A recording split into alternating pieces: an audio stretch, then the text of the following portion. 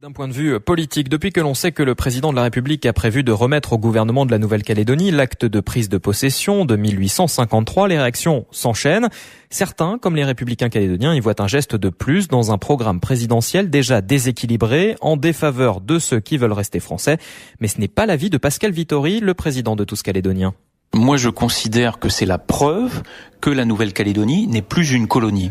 Nous sommes français, mais nous ne sommes plus une colonie. Et donc l'an dernier, nous étions à l'ONU au mois d'octobre, tous calédoniens, et donc nous avons dit que nous souhaitions réussir une décolonisation dans la France. Et bien cette décolonisation dans la France, elle est en train de se passer sous nos yeux par le geste du président Macron.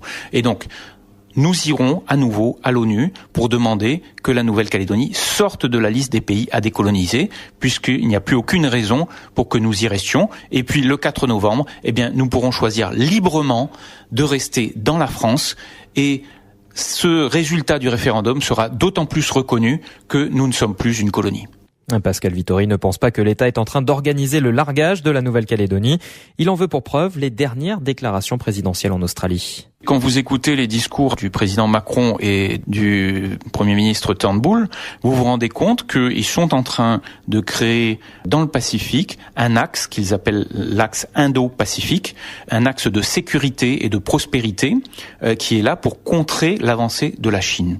Et systématiquement, la Nouvelle-Calédonie est citée comme fer de lance de cet axe Indo-Pacifique. Et donc ça se fait bien sûr avec l'Australie, avec la France, avec l'Angleterre, la Nouvelle-Zélande, et puis de l'autre côté du Pacifique, les États-Unis et le Canada, et puis dans l'océan Indien, avec l'Inde bien sûr.